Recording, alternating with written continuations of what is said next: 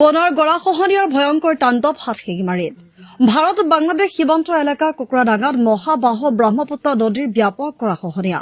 দক্ষিণ ছালমাৰা মানকাছৰ জিলাৰ অন্তৰ্গত কুকুৰাডাঙা আৰু ব্ৰহ্মপুত্ৰ নদীৰ ব্যাপক গৰাখহনীয়া এনেকৈ গৰাখহনীয়া চলি থাকিলে ভাৰত বাংলাদেশ সীমান্ত পথ অচিৰেই বিধ্বস্ত হোৱাৰ সম্ভাৱনাই দেখা দিছে উল্লেখ্য যে এই অঞ্চলটো দক্ষিণ ছালমাৰা মানকাছৰ জিলাৰ পৰা 2 কিলোমিটাৰ নিলগত এই অঞ্চলসমূহ প্ৰতিৰোধৰ বাবে জলসম্পদ বিভাগে পাৰ্কোপাইনৰ যোগেদি চৰকাৰে আঁচনি গ্ৰহণ কৰিছে যদিও আঁচনিসমূহৰ কাম সঠিকভাৱে হোৱা নাই বুলি ৰাজ্যে অভিযোগ উত্থাপিত কৰিছে এই আঁচনিসমূহৰ যোগেদি ব্ৰহ্মপুত্ৰ নদীৰ গৰাখহনীয়া প্ৰতিৰোধ কৰা অসম্ভৱ বুলি ৰাজ্যে জানিবলৈ দিয়ে এই অঞ্চলটো প্ৰতিৰোধৰ বাবে চৰকাৰে পাৰ্কোপাইন আৰু জিঅ'বেগৰ আঁচনিৰ যোগেদি কাম কৰিছিল কিন্তু এই আঁচনিৰ বেছিভাগ ধন ঠিকাদাৰে আত্মসাৎ কৰিছে আৰু সঠিকভাৱে কাম নকৰাৰ বাবে গৰাখহনীয়া অঞ্চলসমূহ ব্ৰহ্মপুত্ৰ নদীৰ গৰাখহনীয়াৰ কবলত পৰিছে বুলি ৰাজ্যে অভিযোগ উত্থাপিত কৰিছে